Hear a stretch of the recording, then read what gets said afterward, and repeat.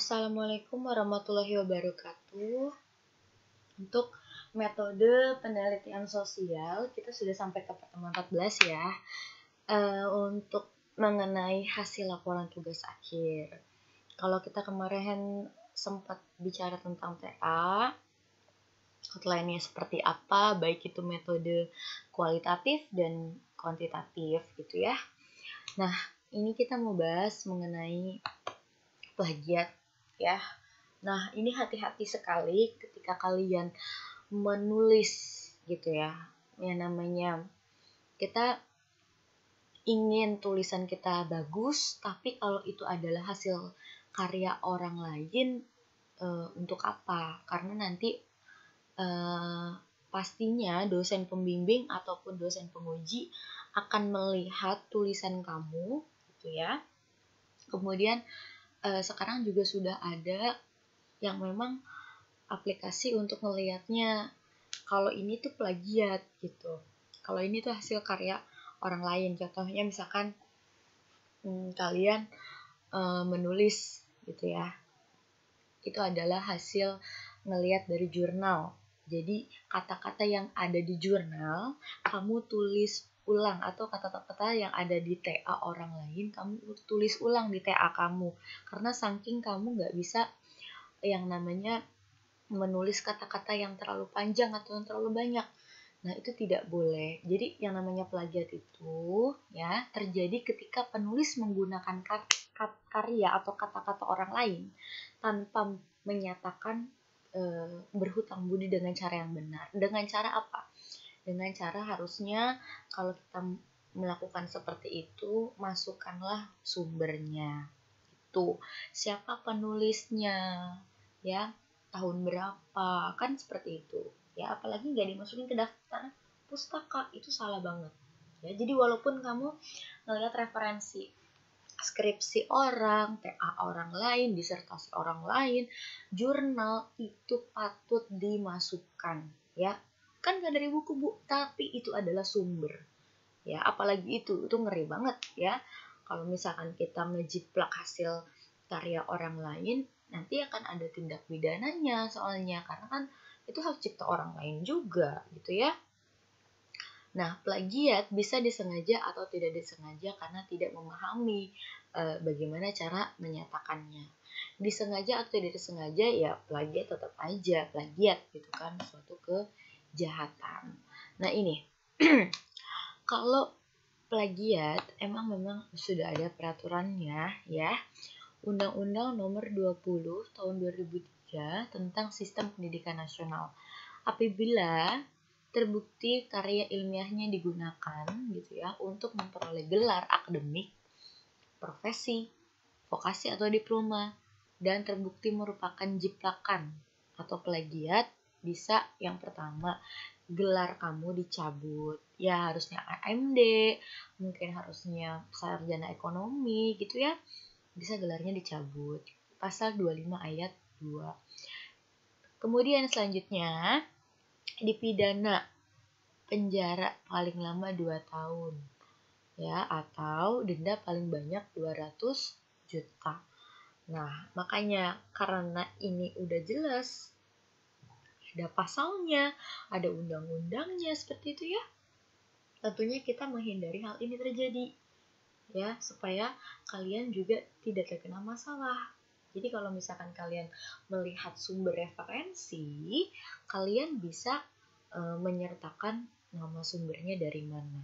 Ya, hitung-hitung sebagai balas budi kita lah kepada orang lain ya yang telah mengemukakan teorinya gitu. Jangan teori tersebut kita ambil alih.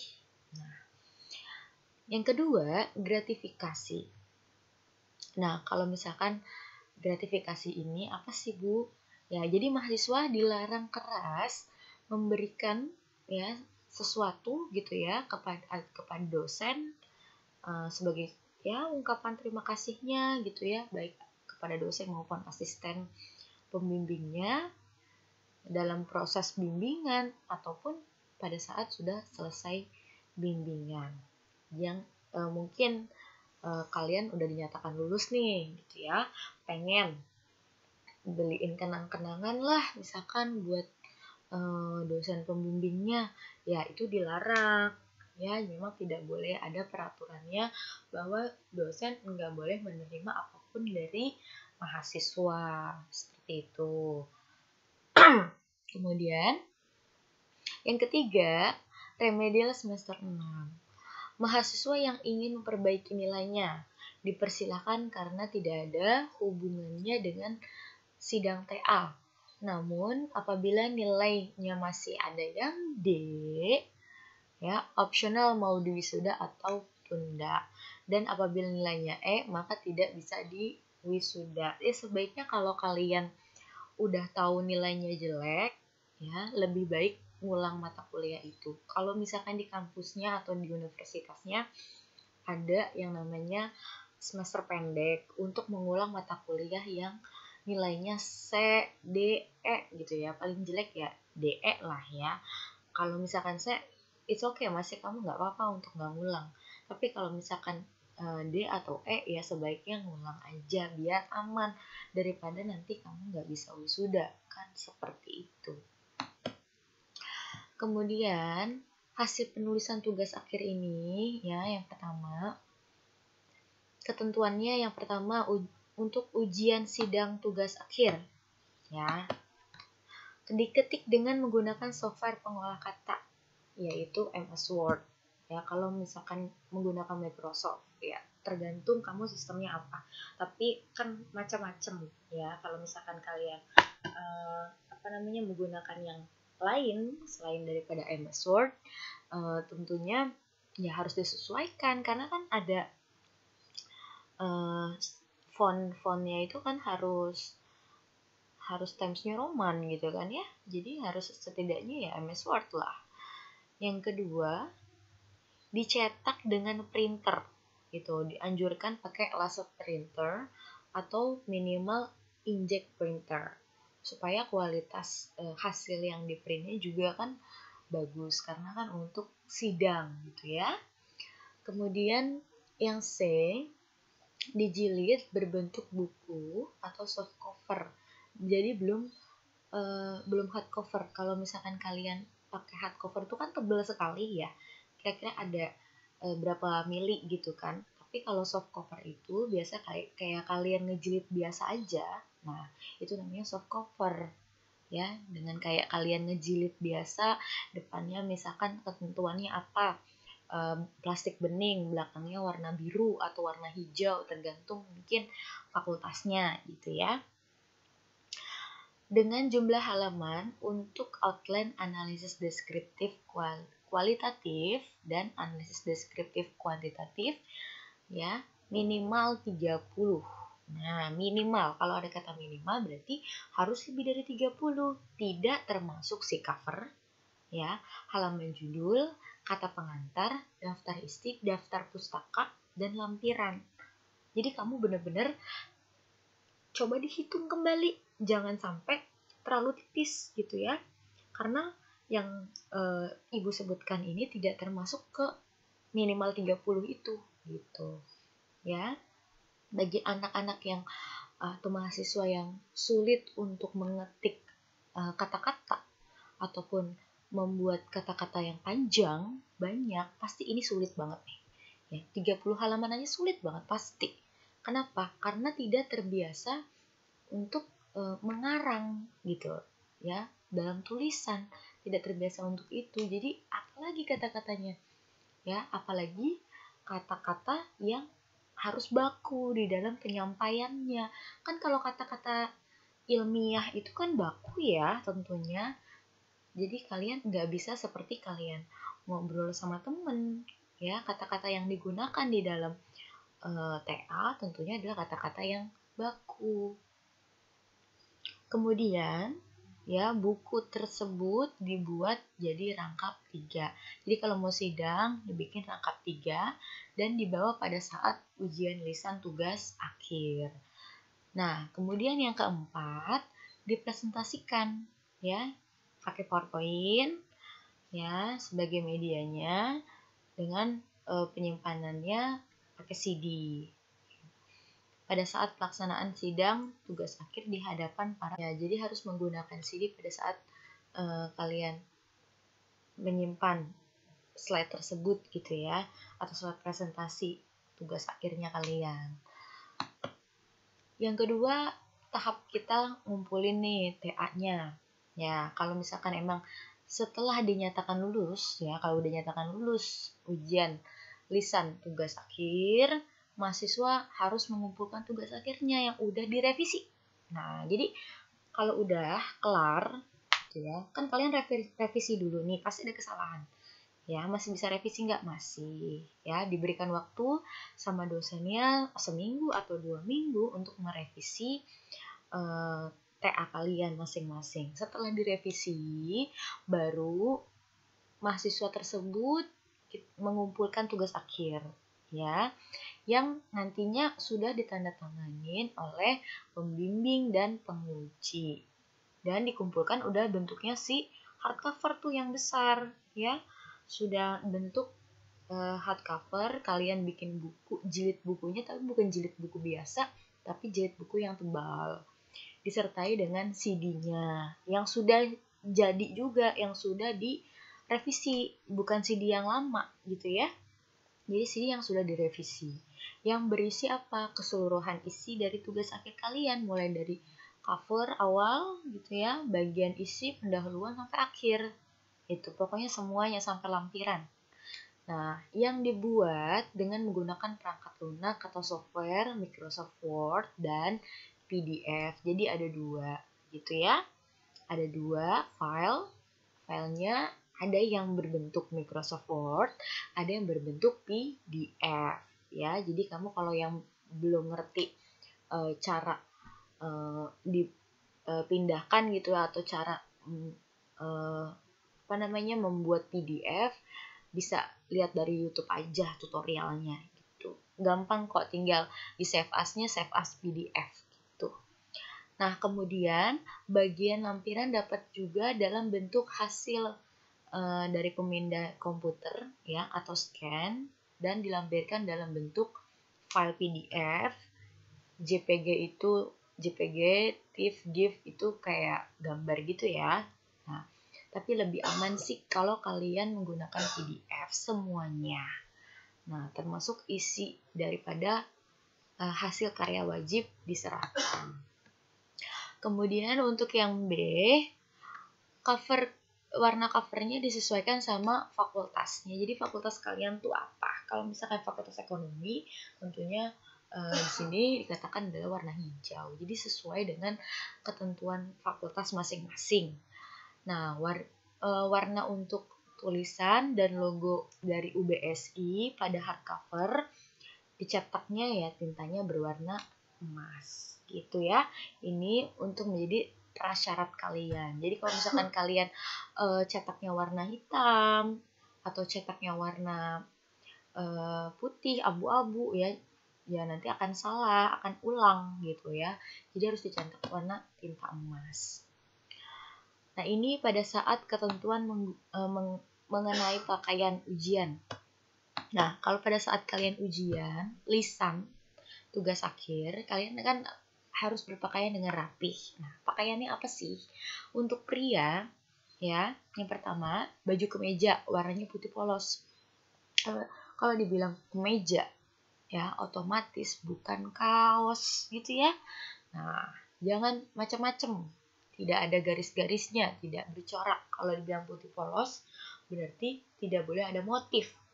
Yang kedua, celana panjang, warnanya hitam polos juga, ya, jadi tidak boleh ada motifnya. Terbuat dari bahan katun, ya, bukan dari jeans atau kanvas. Biasanya kan ada banyak sekali ya, mahasiswa sukanya pakainya celana jeans tapi warnanya hitam. Ya, kan polos tuh kelihatannya, tapi itu nggak boleh digunakan pada saat kalian sidang ujian lisan TA. Jadi harus benar-benar baju polos, katun, dan celana panjang hitam polos, katun juga ya. Jadi kayak buat kerja, celana bahan gitu ya. Yang ketiga, sepatunya tertutup. Ya, tidak boleh pakai sepatu sendal atau tidak boleh pakai sepatu gunung gitu ya, itu nggak boleh. Jadi benar-benar ketutup ya, pantofel lah gitu.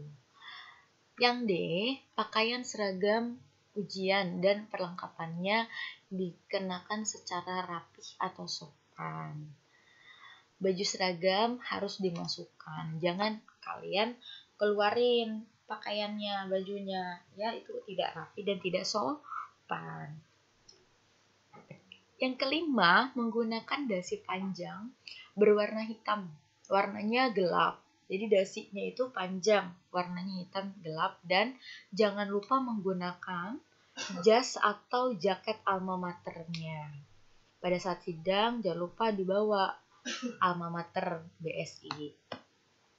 Untuk yang wanita, baju kemejanya berwarna putih sama ya, tidak boleh bercorak juga. Dan peserta ujiannya tidak diperbolehkan menggunakan baju yang tidak memiliki lengan atau tank top ya, pendek, kutung gitu ya. Dan itu tidak boleh. Dan juga bajunya nggak boleh kependekan yang menyebabkan misalkan tali pusarnya kelihatan, nggak boleh. Yang kedua, untuk khusus administrasi perkantoran, roknya berwarna hitam ya, terbuat dari bahan katun, bukan terbuat dari jeans atau kanvas. Yang ketiga, sama ya, harus sepatu tertutup, bukan sendal, bukan selop, bukan sepatu gunung atau sepatu sendal. Gitu ya. Nah, jadi benar-benar harus kalian cermati, bisa bedain antara selop sama sepatu buat kerja, pantofel. Itu kadang banyak anak cewek yang nggak bisa bedain ya. Nanti kalau perlu ibu kasih tahu gambarnya gitu ya di WA group, supaya kalian memahami mana itu selop, mana itu sepatu tertutup.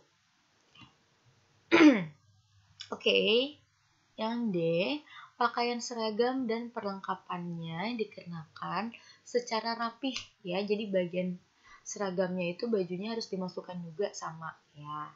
Menggunakan dasi panjang berwarna hitam bagi yang enggak berjilbab ya. Nah, kemudian jangan lupa pakai alma mater. Oke, peraturan untuk ujian lisan tugas akhir. Yang pertama, pastikan syarat utama calon peserta ujian lisan tugas akhir ya. Lembar pengesahan. Sudah disahkan belum tugas akhirnya? Jangan belum disahkan tetapi udah mau sidang. Wah, bisa dimarahin gitu kan? Apalagi yang tidak pernah konsultasi sedikit pun, karena di sini ada minimalnya. Ya, minimal di dalam lembar konsultasi itu kalian minta tanda tangan setiap konsultasi, minimal ada 8 kali pertemuan. Nah, ya, jadi ada 8 kali pertemuan. Minimal. Kalau misalkan kalian merasa cuma baru 3 kali terus kamu langsung sidang, terus nanti dilihat, ya nggak bisa juga untuk mendaftar, gitu kan. Yang B, surat keterangan PKL. Kalau kamu misalkan udah PKL, ya itu nanti jangan dibuang ya, diminta nanti pada saat kalian mau ujian lisan tugas akhir ya. Ini harus yang asli soalnya, jadi jangan sampai hilang ya, disimpan baik-baik. Kalau misalkan kalian udah terima suratnya pada saat mau yang PKL ini udah selesai, pada saat mau ujian lisan masih ada kalau kalian simpannya dengan benar. Jangan sampai hilang. Kalau misalkan hilang berarti kalian harus minta lagi ke perusahaan. Gitu. C, buku tugas akhir. Nah, buku tugas akhir sebanyak 3 buah yang telah dijilid. Salah satunya harus asli. Nah, ada 3 buah yang dijilid, salah satunya harus asli, berarti yang 2 fotokopi. Berarti kalau kalian ingin ujian TA, fotokopi 2 kali, gitu ya, fotokopinya 2 kali, yang dijilid 3-3-nya tapi termasuk si yang asli. Oke. Kemudian jangan lupa wajib membawa kartu pesertanya ya dari panitia yang udah di stempel gitu ya. Kemudian membawa kartu identitas lainnya seperti KTP, KTM, SIM gitu. Ya. Kemudian membawa surat pernyataan bersedia untuk diwisuda. Nah, ini periodenya tergantung kalian periode keberapa gitu ya. Kemudian tahunnya tahun keberapa. Tahun berapa. Di atas materai 6.000. Nah, kemudian aturan pakaian ujian lisan sesuai dengan ketentuan. Lihat di info webnya. Nah, keterlambatan maksimal 10 menit ya, sudah hadir 30 menit sebelum ujian lisan TA. Nah, harusnya seperti ini ya. Jadi setengah jam sebelum ujian kalian udah sampai. Jadi bukan dosen yang nungguin kalian gitu. Ya, ini anaknya kemana? Kok nggak datang-datang? Nah, jadi harus bisa prepare manajemen waktu tuh kalau kayak gitu. Kalau misalkan udah tahu rumahnya jauh, kayak ibu nih ya, kuliah di IPB Bogor ya, jam 7 itu udah ada di sana. Berarti ibu harus berangkat dari rumah setidaknya punya prepare jam setengah 6 itu ibu udah jalan gitu ya, jam setengah 6 ya, jam 5 kita udah siap-siap, setengah 6 udah go, udah langsung menuju Bogor, udah ada di kereta setengah 6 ya, karena perhitungan estimasi waktunya 1 jam untuk sampai ke kampus kan begitu, setengah 6 sampai setengah 7, lalu lanjut lagi sarapan dulu di kantin gitu kan. Nah, nggak mungkin nggak makan dulu kan, mau sidang masa nggak makan. Nah, jam 7 udah prepare masuk ke ruangan. Ya, apa yang harus dipersiapkan lah semuanya. Jadi, kalau kita prepare dengan baik, otomatis kita juga jadi tidak tergesa-gesa. Ya, sudah tidak tergesa-gesa, terus jadi nggak buyar semuanya gitu. Kalau kita aja udah telat, apa yang mau kita sampaikan juga biasanya itu buyar gitu ya. Bingung mau menyampaikan apa, lebih baik prepare waktu dengan benar gitu. Ya kalau misalkan rumah kalian di Salemba, terus kemudian kampus kalian di Salemba juga, ya itu masih kebangetan gitu kalau sampai telat ya. Nah, jadi itu harus prepare waktu dengan benar. Kemudian membawa CD atau CDR presentasinya ya. Jangan lupa menyimpannya juga di CD tersebut. Ya, bentuknya PowerPoint. Yang kedua, kehadirannya ya. Jadi nanti kamu mengisi kehadiran, daftar hadirnya, ada panitianya, menunjukkan buku tugas akhir yang asli untuk diperiksa, menyerahkan surat pernyataan bersedia untuk diwisuda, melakukan foto untuk keperluan nanti ijazahnya ya, dengan mengganti jaket alma mater dengan jas yang telah disediakan sama panitia. Kemudian setelah melakukan foto nanti jasnya dikembalikan, jangan dibawa pulang tentunya, dan melakukan verifikasi data. Nah, data pribadi udah benar apa belum untuk nanti diwisuda kan, untuk juga di ijazah gitu. Setelah itu diberikan nanti bukti verifikasi data. Gunakan kembali jaket alma maternya, jangan lupa. Nah, ini kehadiran di lokasi ujian sebelum ujian lisan dilaksanakan, kalian harus protokolernya ini gitu. Oke. Nah, prosedur pada saat ujiannya. Kalian akan menunggu di depan ruangan gitu ya. Minimal 15 menit sebelum waktu ujian itu dimulai.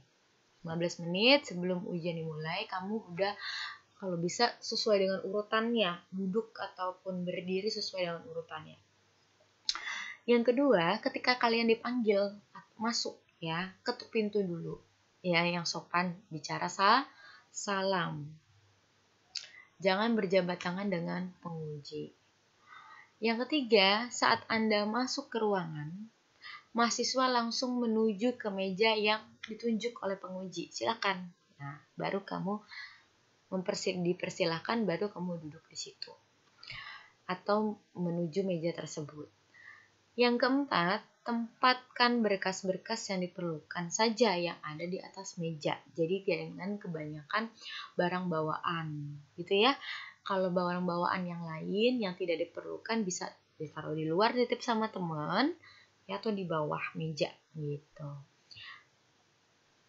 Oke, kemudian menyerahkan 2 buku TA langsung diberikan ke pengujinya. Beserta si kartu peserta ujiannya yang di-print dari internet. Gitu ya. Setelah itu menyerahkan 2 buku TA dan kartu ujian, mahasiswa itu balik lagi ke mejanya, jangan langsung duduk ya, karena nanti harus dipersilakan duduk dulu oleh si penguji. Nah, itulah tingkat kesopanan mahasiswa.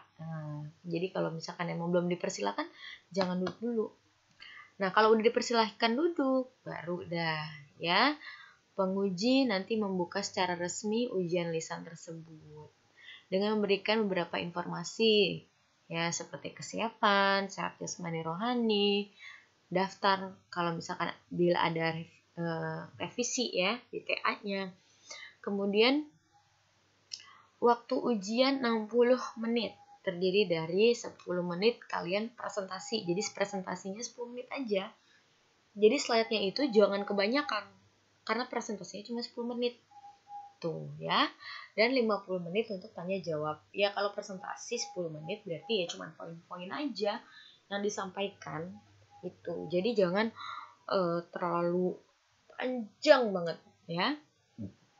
Yang ke-8, setelah Anda mendapat penjelasan pembuka oleh penguji utama, ya, maka Anda dipersilakan untuk melakukan presentasi. Ya, ucapkan terima kasih kepada para penguji gitu ya. Nah, misalkan Assalamualaikum warahmatullahi wabarakatuh. Saya ucapkan terima kasih kepada para penguji, Bapak ini. Nah, yang sudah bersedia untuk datang ke dalam acara ujian sidang tugas akhir saya, seperti itu. Nah, pada saat presentasi, ya, ucapkan kata pembukanya dengan sopan santun, ya. Bila Anda diberhentikan sebelumnya, sebelum waktunya, maka ikuti aja Bapak Ibunya, gitu, ya. Jangan memberikan komentar apa-apa. Gitu. Oke, kemudian jangan mengucapkan kata-kata apabila penguji meminta mengakhiri presentasi Anda selain ucapkan terima kasih. Misalkan udah kelar gitu ya. Ya udah, nah, terima kasih. Wassalamualaikum warahmatullahi wabarakatuh. Jadi jangan menyangkal gitu ya. Kemudian ucapkan kalimat penutup ya, bahwa presentasi ujian lisan tugas akhir kalian itu udah selesai. Nanti selanjutnya akan dipersilakan duduk lagi sama penguji. Nah, setelah itu dipersilakan duduk, kemudian Anda harus tenang karena penguji akan menanyakan hal-hal yang berhubungan dengan tugas akhir kalian. Ya, paling tidak kurang lebih 45 menit sampai dengan 50 menit lah, seperti itu. Nah, jawab dengan tenang, tepat, benar gitu ya, apa yang ditanyakan sama si pengujinya. Jangan ngeyet, ngotot, mau apalagi ngedumel atau melakukan seperti ini gitu ya, yang tidak perlu gitu dilakukan. Ini tanda-tanda bahwa secara psikologis kalian sudah takut, secara psikologis kalian grogi ya, seperti itu. Jadi jangan ada tanda-tanda seperti ini gitu.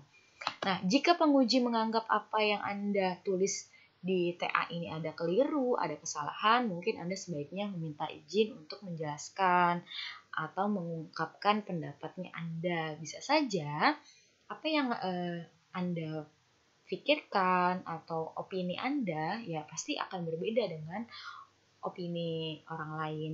Coba dijelaskan aja dulu. Kemudian kalian harus bisa mempertahankan argumen kalian kalau memang apabila diyakini dapat diterima secara logis dengan akal sehat. Bila ada hal-hal yang mungkin patut untuk dikoreksi atau mungkin emang salah, kenyataannya emang salah, ini salah saya gitu ya.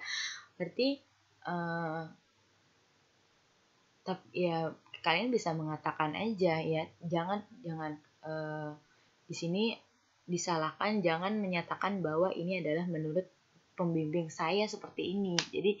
Jadi kamu jangan bilang kalau apa yang ada di dalam TA kalian itu adalah menurut pembimbing kalian gitu ya. Jadi kalau misalkan memang ada kesalahan, benar-benar ada kesalahan, ya segera revisi aja gitu. Jangan pernah mengatakan bahwa tugas akhir ini dibantu atau bukan saya yang buat, kan gak mungkin kalau bukan kalian yang membuatnya kan. Nah, kemudian periksa lagi lembar pengesahannya yang menyatakan telah dipertahankan, benar-benar telah ditandatangani oleh kedua penguji. Nah, kemudian Anda menerima kembali 2 buku TA dan KPU TA yang telah diberikan catatan ya oleh penguji. Catatan atau coretan lah biasanya seperti itu. Jangan lupa terima kasih dan boleh bersalaman dengan mengucapkan terima kasih. Kemudian kalian bisa meninggalkan ruangan. Jangan lupa tutup pintunya lagi. Nah, itu yang harus dilakukan pada saat kalian ujian sidang tugas akhir. Pada saat dinyatakan lulus ya, dan akan merevisi TA ke dosen, pembimbing jangan lupa ngeprint ya, print catatan dosen. Itu apaan aja ya, penguji, dosen pengujinya via web ruang mahasiswa. Kemudian lain-lainnya, bagi mahasiswa yang tidak membawa surat PKL gitu ya, atau keterangan riset asli atau bermasalah dan melebihi waktu keterlambatan ujian 10 menit, dan terlambat datang mengikuti ujian yang tidak melebihi 30 menit dari jadwal yang telah ditentukan, maka tidak diizinkan untuk mengikuti ujian. Jadi kayak tunda gitu ya, untuk mengikuti harus ada reschedule lagi untuk mengikuti ujian perbaikan. Ya, hati-hati makanya jangan sampai kalian telat. Nah, kemudian di sini presentasi itu dinilai 25% ya. 10% dari kerapihan kalian, disiplin penampilan kalian, kemudian sarana pendukung presentasinya 5%, bagaimana sistematika kalian dalam presentasi 10%. Nah, untuk materinya itu 50% ya, yang terdiri dari 10% landasan teorinya seperti apa, ruang lingkup dan permasalahannya bagaimana, dan 30% bahwa kalian menguasai materi tersebut. Nah, kemudian 25% teknis dari tugas akhirnya yang terdiri dari 5% relevan nggak judul sama isinya gitu ya. Jangan-jangan judul sama isi materinya kok membingungkan gitu ya. Kemudian yang B, kelengkapan dan kesesuaian outline TA ya. Yang kemarin Ibu jelasin outline-nya seperti itu, kalian sesuai atau tidak. Kalau nggak sesuai berarti ya berkurang di situ. Kesimpulan dan saran 5%, daftar pustaka 5%. Oke, untuk tugas nanti Ibu masukkan aja di Google Classroom. Ya, cuma 5 soal aja. Itu yang dapat Ibu sampaikan terkait dengan hasil laporan tugas akhir. Jadi kalau misalkan kalian yang udah prepare untuk bikin TA, ya kamu bisa membuatnya dengan baik lah gitu. Jangan melakukan plagiat gitu ya. Kalau memang harus mengutip, kutiplah kutipan langsung gitu ya, dengan benar dan maupun kutipan yang tidak langsung. Kutipan tidak langsung pun tuh harus ada nama gitu kan ya, nama siapa yang menjadi sumber, dan juga sumbernya itu harus dimasukkan ke daftar pustaka. Itu aja yang Ibu ingin sampaikan ya, kurang lebihnya mohon maaf. Wassalamualaikum warahmatullahi wabarakatuh.